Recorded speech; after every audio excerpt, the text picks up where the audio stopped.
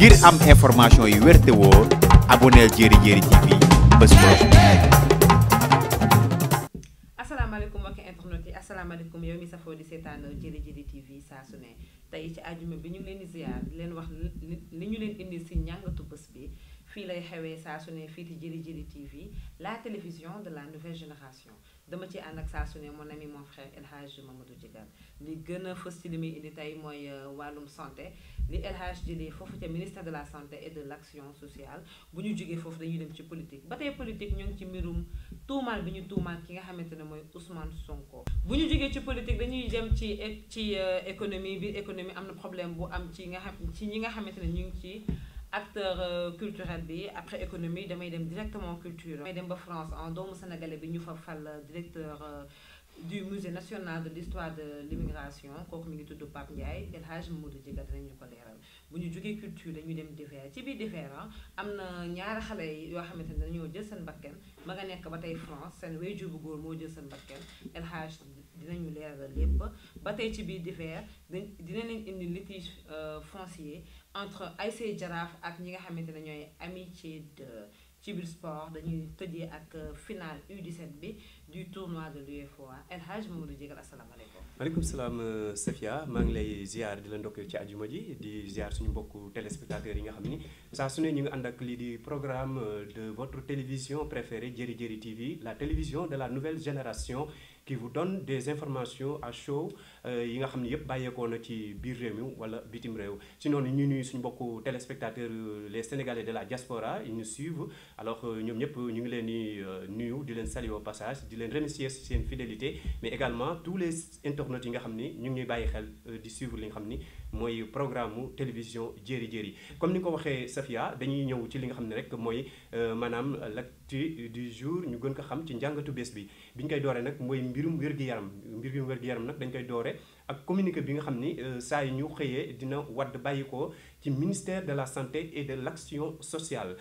tey ñu tombeek numéro bi nga xam ni mooy 348 di ñetti téeméer ak ñeent fukk ak juróom-ñetteelu numéro bi nga xam ni bàyyikoo na foofu ci ministère de la santé et de l'action sociale li fa waddee ni ko ay xabaar jëm ci mbas mi nii la tëddee lu tolloo ko 2688 tests maanaam ñaari junni ak juróom-benn téeméer ak juróom-ñett fukk ak juróom-ñetti doomu aadama jot nañoo saytu li nga xam ni mooy seen wàllu wér-gi-yaram ci ñoom nag li nga xam ni mooy 462 muy ñeenti téeméer ak juróom-benn fukk ak ñaari doomu aadama ñoom la ñu nemmeeku doomu jàngoro bi amee nañ ko seen yaram nii lañ ko teqantale mu tolloog taux de positivité boo xamante ni 17,19% maanaam téeméer boo jël fukk ak juróom-ñaar yeeg lu topp jot nañoo laaleeg doomu jàngoro bi ci fii ci Sénégal li nga xam ne nag noonu lañ ko teqantale ci cas yi mu ngi toll ci 201 cas suivi maanaam ñaari téeméer ak benn doomu aadama yoo xamante ni ji ñoom ñu ngi ci loxoy docteur yi ñu leen di traité ñu jàngoro ji bàyyi ko si ñi nga xam ne ñoo leen ko wàlle te ñu xam ko ñi nga xam ne nag ñooy moo tiital ñi nga xam ne ñooy askan wi te lëmbaajee xelu docteur yi mooy cas communautaire yi 261 lañ ci am bésu tey muy ñaari téeméer ak juróom-benn fukk ak benn doomu aadama yoo xamante ni ji jot nañoo am lii di doomu jàngoro bi issu de la de la contamination autant pour moi communautaire mu nekk loo xamante ni ji lu metti la ci li nga xam ne noonu la ñuy xeexe mbas mi ndaxte Safia li nga xam ne moo jëm ci cas communautaire yi tant que ñi nga xam ne ñooy aji fajkat yi wala docteurs yi maîtriser wuñu ko rek dana jafe lool pour ñu tàqalikoo ak li nga xam ni mooy mbas mi ndaxte nag de jour en jour dafay mel ni nombre bi day gën a yokku surtout ci côté cas communautaire bi malgré toujours dina am ay yoo xamante ni ji ñu ngi ko ciy def ay jéego ci li nga xam ni moo jëm ci xeex ak mbas mi ci Sénégal ci loolu tamit mën nañ ci bàyyi xel ni ci ginnaaw cas communautaire yi lu tollook 293 muy ñaari téeméer ak juróom-ñett fukk ak ñetti doomu aadama jot nañu wér ci kàttanu yàlla ba dellu seen i njaboot ak seen i kër ci loolu ci bésu tey bi lu tollook maanaam 56 cas yoo xamante ni ji ñu ngi nekk ci situation critique maanaam ñi nga xam ñi ngi ci salle de réanimation yi au niveau des hôpitaux de Dakar et à l'intérieur du pays dans les différents centres de traitement yi nga xam ni moom la état bi installé pour gën a xeex ak li nga xam ni mooy mbas mi li nga xam ni nag moo jëm tey ci ñi nga xam ni yàlla def na ñu ñàkk seen bakkan Safia toll nañ ci 12 cas 12 personnes muy fukki nit ak ñaar yoo xam ni ñoom ñàkk nañ seen bakkan ci bésu démb ci alxames bi mu bokk ci communiqué bi nga xam ni moo wadd bàyyi ko ci li nga xam ni rek mooy ministère de la santé et de l'action sociale li nga xam ni moo jëm ci bi Sénégal jotee ci mbas mi ci weeru mars précisément le 2 mars 2020 ba jonn yàlla tey ñuy wax ak yéen lu tolloog 30 376 cas la ñu jotoo enregistré muy fanweeri junni ak ñetti téeméer ak juróom-ñaar fukk ak juróom-benn doomu aadama yoo xamante ni ji jotoo nañu laale ak doomu jàngoro bi si ñoom nag jàpp nañ ñi ci wér toll nañ ci 24 890 cas maanaam lu tolloog ko ñaar fukki junni ak ñeenti junni nit ak juróom-ñetti téeméer ak juróom-ñeent fukk yoo xamante ni ji yàlla def na ñu wér ba dellu seeni njaboot waaye gannaaw ba Sénégal atteindre li nga xam ne mooy barre 700 maanaam juróom-ñaar téeméeri doomu aadama yi ci faatu li ci dolloo ko diggante bërka démb ak tey toll nañ ci fanweeri nit kon barre bi li mu lay jox 735 décès maanaam juróom-ñaar téeméer ak fanweer ak juróomi doomu aadama jot nañoo ñàkk seen bakkan ci mbas mi bi mu duggee ci réewum Sénégal ak léegi ci jamono yi ñuy wax ak yéen du tolloo 4000 autant pour moi 4750 cas yoo xamante ni ji ñu ngi si sous traitement ci loxoy docteur yi muy ñeenti junni ak juróom-ñaar téeméer ak juróom fukki doomu aadama yoo xam ne ji jamono ñuy wax ak yow ñu ngi ci lali hôpitaux yi wala ci différents centres yi nga xam ni ñoom moom la état bi jëmmal ci gox-goxaan yi ak ci région yi kon mu nekk loo xamante ni ji loolu ministère bi da ci sukkandiku di gën a ñaax askan wi ñu gën a maanaam wàccoo ak li nga xam ne mooy digle yi bàyyi ko ci ministère de la santé et de l'action sociale ak ki nga xam ne mooy ministère de l'intérieur nga xam ni ñooy maanaam saytu li nga xam mooy couvre-feu bi ak yenn contrôle yi bi ci jëkk nag di port de masque bi nga xam ni képp koo xamante ni ji gis nañ ngay circuler wala nga dugg ci dem daamar yi te takkoo ko mën nañ la teg ay daan loolu mu nekk loo xam ne ji c'est mooy première kii bi nga xam ni moom la ñu gën a exiger muy port de masque bi ci topp mooy ñuy raxas yoxo yi ak savon wala boo amee kii boo produit savonnerie boo mën di am nga koy raxase ak say loxo li nga xam ni nag moo ci topp mooy produit hydroalcool yooyu dafa baax muy flacon bu ndaw bi mën nga koy voyager ak foo mën dem def ko sa poche wala sa sac li nga xam ni mooy produit alcool gel bu mag bi bu dee bureau yi wala kër yi war nañ ko fa teg ndax njaboot gi ak gan yi lay seet si yooyu yëpp mu bokk ci mesure barrières yi li nga xam ni moo jëm ci distanciation bi aussi c'est très important comme ni ma def man ak yow ni jegeyaatoo bi nañ ko moytu ak li nga xam ni moo jëm ci cérémonie yi yenn cérémonie yi nga xam ni xaj na suñu dund la bokk waaye situation oblige muy ngénte yeeg takk yeeg ak yi nga xam ni mooy yenn rencontre yi séminaire yeeg réunion yi yooyu yëpp boo ko dee xool visioconférence léegi mooy nouvelle méthode bi nga xam ni moom la ñuy appliquer que ça soit muy ci administration bi que ça soit muy ci privé bi que ça soit tamit muy yenn secteurs yi nga xam ni dañuy am lu ñuy lëkkaloo di ko weccante ku nekk da ngay toog sa kër wala nga toog sa bureau ngeen waxtaan di échangeante lépp ngeen tënk ko ci li nga xam ne rek moo jëm ci li ngeen ni seeni activité wala li ngeen di liggéey loolu mu nekk loo xamante ni ji ministère bi saa su ne mi ngi koy sàkku ci mesure individuelle et collective kon mu nekk loo xamante ni ji Safia nañ ci bàyyi xel surtout suñu mbokk yi nga xam ne ñooy seetaan toujours jàngatu bés bi fii ci Jëri Jëri TV. loolu moo nekkoon li El Hadj Mamadou Djigal jëlee foofu ca ministère de la santé et de l'action sociale bu ñu jógee ci santé dañuy xuus dem ci politique mbirum politique ba tey ñu ngi ci tuumaal gi ñu tuumaal ki nga xamante ne mooy Ousmane Sonko El Hadj lan nga fa jëlee tey. voilà mbirum politique l'actualité dominante maanaam xibaar bi nga xam ni jamono yi moo gën a maanaam nekk ci xelu Sénégalais yi wala sax si en dehors du Sénégal mooy mbirum Ousmane Sonko mi nga xam ni mi ngi am lente ak yoon ak xale bu jigéen boobu nga xam ni daf ko jiñ li nga xam ni rek mooy mbirum viol mu nekk loo xamante ni ji wala sàkku ci wolof mu nekk loo xamante ni ji yaakaar naa ni fan yii yëpp ñu ngi ciy wax waaye mbir ma teere ji na Assemblée nationale li ko waral nag ñëpp xam nañ ko pratiquement mooy lever l'immunité parlementaire bi nga xam ni mooy kiirlaay bi nga xam ni moo nekk ci kaw Ousmane Sonko ba nga xam ni yoon mënu ko jot loolu nag ñi ki démb ci alxames ji ñi nga xam ni ñooy waa Assemblée nationale siège nañ ci avec la présence de 17 député yoo xamante ni ji nekkoon nañu ci séance bi mais ci séance bi sur 17 yi 15 yëpp dañu joxe seen dañu voté pour oui 2 rek ñoo ci contre kon li ñu bëggoon muy enlever l'immunité parlementaire muy kiirlaa yi nga xam moo nekk ci kawam comme député loolu sénégalais yëpp ak ñi ñuy déglu ak ñi ñuy seetaan dañu jàpp ni loolu dañ na fi mu toll nii Ousmane Sonko fi mu toll nii ki nga xam ni mooy justice war na ko mën a jël mais dafa am procédure bi mooy lan dañuy xaar lundi li ñuy wax commission ad hoc boobu bu ñu siégé ñoom après dañ koy déglu ñoom bu ñu ko dégloo ba pare nag après li nga xam ni mooy procureur de la République en l'occurrence ki nga xam ni mooy maître Bassirou Gueye daal di ko mën a jël nag yóbbu ko fi nga xam ni mooy si devant tribunal instance bi nga xam ni nag fa lañ koy yóbbu foofu bu am moytuwul dina ko yóbbu tribunal des grands flagrants délits loolu ñu bari dañu yaakaar ni brigade de recherche bu Colobane bu gendarmerie Samba Diéry Diallo bu Colobane ñoom ñoo ko waroon def mais c'est tout à fait le contraire ndaxte cas bi dafa nekk beneen cas boo xam ne dafa am beneen échelon boo xamante ni seul procureur bi moom mooy décider ni si biir tribunal selon l'enquête bi bu matee si biir tribunal lañ koy yóbbu pour ñu atte ko kon li ñu ci mën a jàpp tamit Safia mooy réquisitoire bi nga xam ni kii di procureur Bassirou Gueye def na ko parce que parquet bi am nañu possibilité def benn réquisitoire boobu dañ ko tënk ci benn plainte boo xam ne kii di maître Bassirou Gueye dafa def plainte contre X parce que la loi leur permet de maanaam introduire benn requête boo xamante ni dañuy def contre X parce que d'après enquête bi lu tax ñu def ko ñoom xam nañ ko d'après enquête bi dafa bari ay failles ci loo xamante ni dafa am ñeneen ñoo xamante ni ji soobu nañ ci mbir mi te kenn foogu leen ci woon kon dinañ def benn requête boo xamante ni ji réquisitoire boo xamante ni au niveau du parquet mu nekk benn plainte boo xamante ni contre X lay doon nga xam ni au cas échéant li ñuy jiiñ Ousmane Sonko bu nekkul moom ba mu tombé ci keneen dina ko wax xat kon loolu mu nekk loo xamante ni ji aussi il faut ñu xam ko ci dossier bi li nga xam ni tamit moo jëm ci dossier Adja Sarr boobu jot nañu ay information ci guddi gi nga xam ni 4x4 bu noir boobu ñëwoon jël si ko ñu bari jiñ nañ ko doomu Yakham Mbaye ñii jiñ nañ ko ki nga xam ni mooy kii Maodo Mansour Mbaye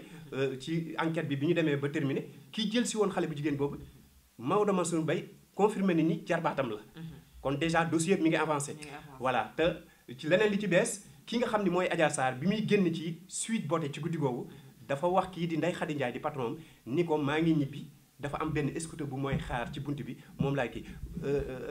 Ndeye Khady Ndiaye xam naa dafa maîtriser jikkoy xale bu jigéen bi xam na ko parce que koy liggéey ak moom tuuti di nga xam jikkoom mu topp ko bi mu ko toppee 2 roues la ko tàggu mu gis ko mu introduire dugg ci 4x4 bu ñuul bi bi mu duggee ci 4x4 bu ñuul bi daal di dem moom ci enquête bi yooyu yëpp si la feeñee ndekete ci biir 4x4 bu ñuul bi tamit il y avait un médecin mu nekk loo xamante ni ji affaire bi ça devient un peu louche médecin boobu lan la doon def ci biir 4x4 bi ñu ni médecin bi ñu jëlee Adja Sarr ci ngoon googu muy le 3 février après les faits si li ñu xam ne moom la ñu wax dañu dem mu étudier ki nga xam ni mooy maanaam mu diagnostiquer def visite benn gynécologue la mu xool yaramam comme ni ñu koy defee ci jigéen ñi xool yaram ba xam il y a ce qu'on appelle la présence de sperme ak ay attouchement wala genre affaire yooyu mais loolu yëpp moom bi mu nekkee ci kanamu yoon xam na ni yoon moom boo fa waxee nag su noonu fa ngay mujj xam nga ko da ngay tiit moom mu daal di wax contre li ñuy wax contre mu kii comme contre vérité bi ñu doon kii noonu moom mu daal di relater les faits tels que se sont passés mu daal di ñëw nag ci li nga xam ni noonu la kii mu ni moom def na prélèvement avoué na mais gisul sperme gisul attouchement gisul lenn loo xam ne ji wane ni Adja Sarr ci ngoon googu def nañ ko luy mandargaal viol voilà te mu ci kii bi biir enquête bi tamit kooku nga xam ni mooy médecin bi avoué ne ni Adja Sarr maanaam du jour boobu la perte humaine authentique maanaam ba mu ak ndawam ba mu demee yàgg na voilà ci loolu yëpp ci enquête bi la feeñ ba tey li ci gën a kii kooku nga xam ni mooy jarbaatu Maodo Malick Mbaye bi moom fi mu toll nii gars yi ñu ngi ci enquête bi mi ngi avancé lan moo taxoon mu jël si ko Safia ak kan moo ko yebal ak lan la séq xale bu jigéen bi yooyu yëpp xam naa ni nañu bàyyi mbir mi ngi ci loxoy enquêteurs yi ak ñi nga xam ne ñooy justice yi en tout cas lu ci mën di am dossier bi Safia li ñu ci jàpp bari na ay failles bari na tamit ay loo xamante ni ji ay controverse ñu ngi ay controverse bari na ci trop waaye lépp ngi ci loxoy justice kon ñun lu ñu ci am information mu néew mu bari dañ koy jébbal suñu mbokku téléspectateurs yi ñu xam dossier bi toll waaye ci pandaw ga si la ñuy xam Sonko moo def wala deful Adja Sarr li mu wax dëgg la wala dëgg loolu nañ ko bàyyi si loxoy enquêteurs yi. bu ñu jógee ci politique dañuy dem économie ba tey ci biir économie El Hadj problème bi am ci les acteurs culturels la nga ñu ci indil. économie ba tey dafa touché pratiquement li nga xam ni mooy képp koy citoyen que ça soit muy sénégalais même ba ci àdduna bi dañuy wax crise économique mondiale parce que li ko waral mooy li nga xam ni moo tegu suñu kaw te bàyyeeguñu muy mbas mi ñu gën ko xam ci coronavirus wala Covid 19 nga xam ni mi ngi lëmbee àdduna bi ba ñëw nag nërmeelal réew yi nga xam ni dañu nekk ci yoonu yokkute te Sénégal bokk ci mooy les pays en voie de développement nga xam ni à l'instant fi ñuy wax ni saa yi ñu xëyee au jour le jour seen li nga xam ni mooy PIB nga xam ni si la suñu économie nationale tënku loolu day rës te rës googu bi ñu defee experts yi bi ñu defee li nga xam ni mooy maanaam ay expertise ay seetlu maanaam saytu mbir mi nee nañ d'ici 2024 li nga xam ni mooy économie boobu mbas mi bu teelu la tàggoog ñun Sénégal ak yeneen réew yi néew doole mel ni moom dina nërmeelu gu metti te ku ne xam ne ni économie réew bu nërmeeloo pour mu jógaat ce sera des années pour mu amaat taux bi nga xam ni moom lay recherché te Sénégal demoon na ba am taux bu baax boo xamante ni ji évalué woon nañu ko ba ay 7 virgule quelque pour cent mais dem na fi mu toll nii ba wàcc mi ngi ay 6 nañ ñaan yàlla mu yem fa yéegaat mais su demee gën a dégringolé loolu day nekk loo xamante ni ji baaxul ci Sénégal waaye baaxul ci réew yi nga xam ni dañu néew doole te bokk ci continent bi nga xam ni mooy continent africain malgré ñu ngi def ay jéego yu bari di jéem a tegu ci yoonu yokkute liñ ci leneen liñ ci nam rek ci liñ ci xool ci wàllu économie boobu dafa touché secteur yëpp mais secteur bi nga xam ni mooy acteurs culturels yi que ça soit les chanteurs les musiciens les artistes peintres ñi nga xam ne ñooy acteurs yi nga xam ne ñooy jouer ci cinéma wala ci théâtre ñoom ñëpp la incombe ñoom ñëpp la impacté ci loolu ba tax na ñoom fi mu toll nii ñu ngi dund ko tar ndaxte bu ñu demee ba lenn ci acteurs yooyu am na ñoo xamante ni ji ñi ngi jël seen i biens yi nga xam ne amoon nañ ko te mu nekk ay biens de valeur ñu koy jël di ko jéem a maanaam jaayaat pour am ci dara am lu ñu dund wala am lu ñu jàpp régler seen i jafe-jafe loolu yaakaar naa ni y a de quoi de se poser la question là-dessus parce que l'heure est grave bi son excellence président Macky Sall la doon wax l'heure est plus grave aujourd'hui actuellement où nous parlons parce que boo xoolee ñi nga xam ni ñoom la ñuy dundee am na si ñoo xam ne ji yàlla may na leen xam ne fagastiku woon nañ seen bopp ba nga xam ni bon lu mu métti dinañ mën a sooxe di dund mais am na si artistes yoo xam ne dañu doon taaba soirée yi ñu doon tëgg par ngoon wala yenn tournée yi wala yooyu si lañ doon am as tuut pour mën a jàpp ci surtout si dimbali seen njaboot mais ce n'est plus le cas mu nekk loo xamante ni aussi avec ça bon jot comme démb ni ko son excellence président de la république Macky Sall jaarale ko ci ministère de la culture à savoir en l'occurrence Abdoulaye Diop comme ni mu ko defoon ci phase bu njëkk ba 3 milliards la débloqué woon jox leen ko mu débloqué waat xam ne situation bi métti na 2 milliards 500 pour jox leen ko gën leen a jàppale ndànk-ndànk mais est-ce que ndimbal loolu tamit avec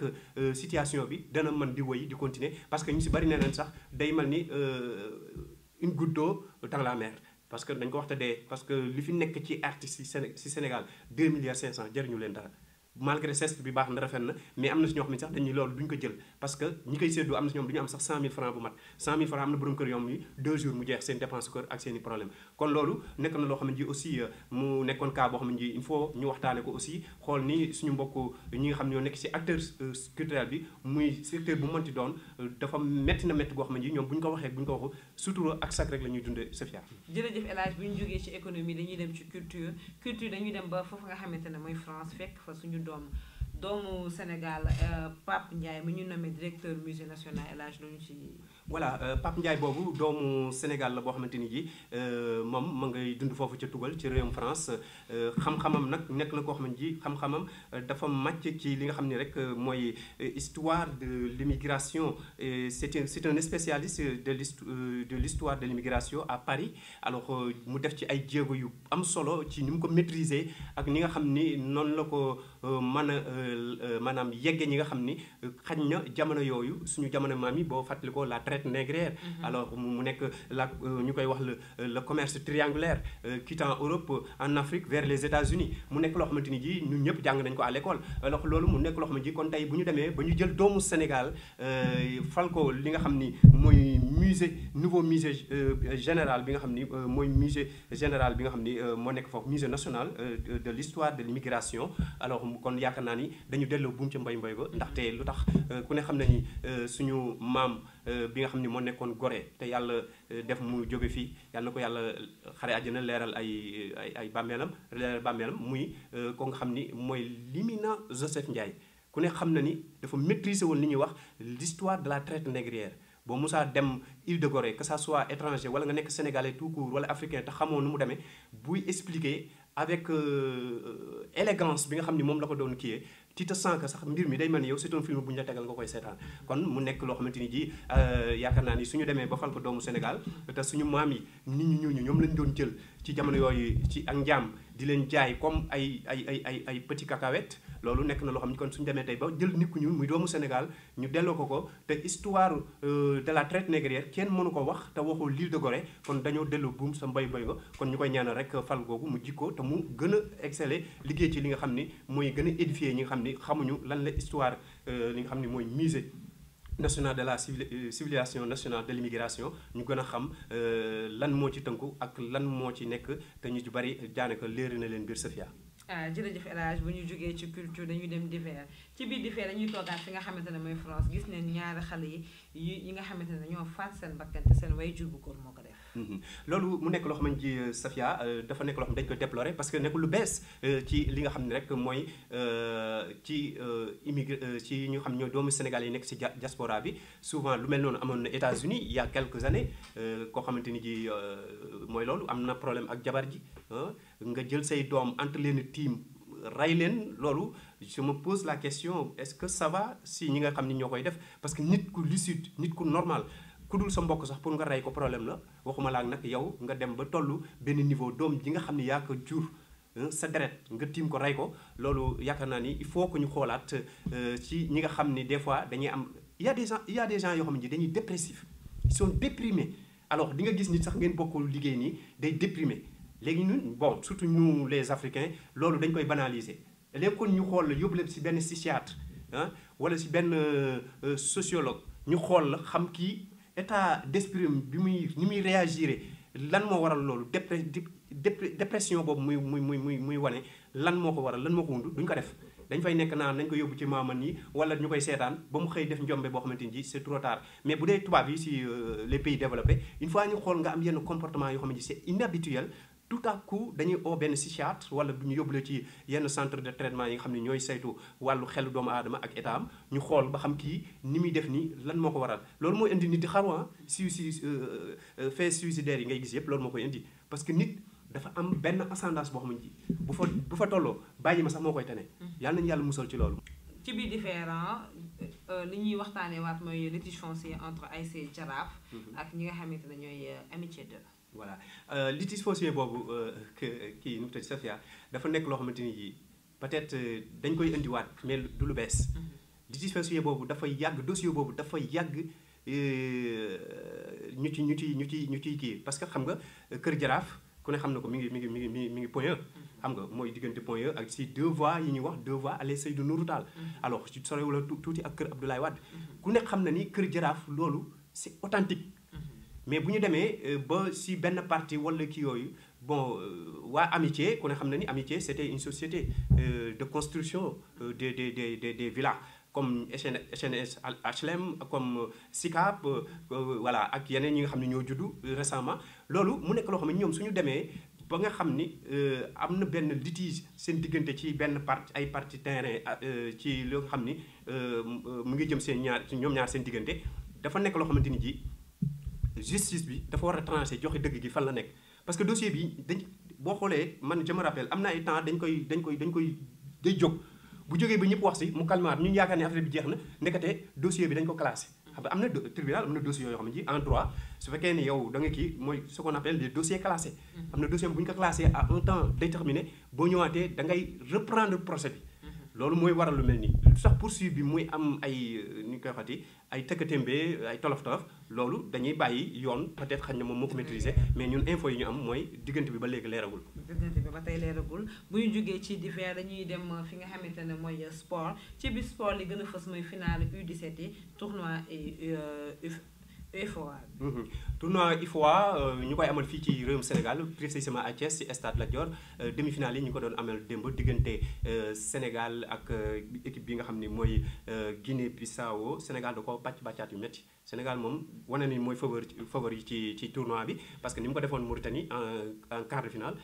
daa bàcc Mauritanie 4-0 demi-finale yi démb mu bàccaat bàcc yu saf kii nga xam ne mooy équipe bu Bissau Guinéen bi 4-0 qui lui permet de décrocher le ticket de la finale face à une très belle équipe. Il faut faire attention à la finale une très belle équipe du Mali nga xam ne ñoom it démb dañu dóor ñi nga xam ne ñooy waa Mauritanie bu ko defee Sénégal ak Mali ñooy joué finale demain samedi foofu ci stade Lat Dior de Thiès ñuy fàttali ni ñoom ñaar ñooy représenté ñi nga xam ni ñooy représenté zone ouest africain muy ñaari équipe yi nga xam ni ñooy bokk ci CAN U17 bi nga xam ni ñu koy amal ci mois de mars foofu ci réewum Maroc. beneen bi ci topp moo mi ngi jëm ci li nga xam ni rek mooy coupe du monde des clubs nga xam ni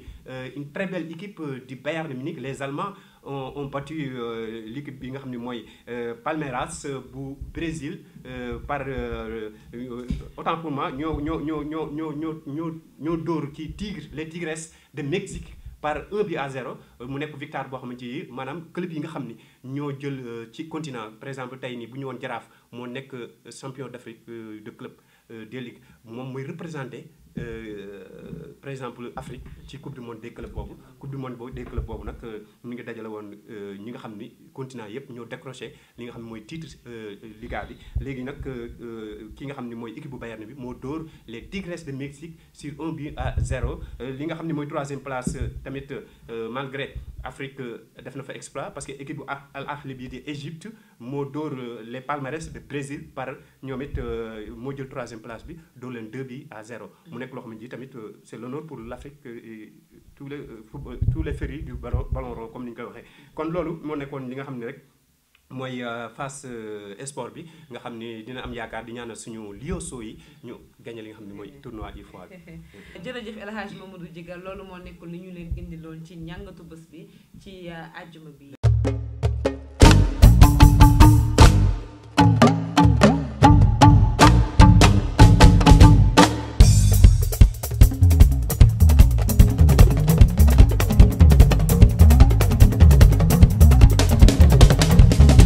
ngir am information yu wér te wóor abonneel Jeri Jeri TV bés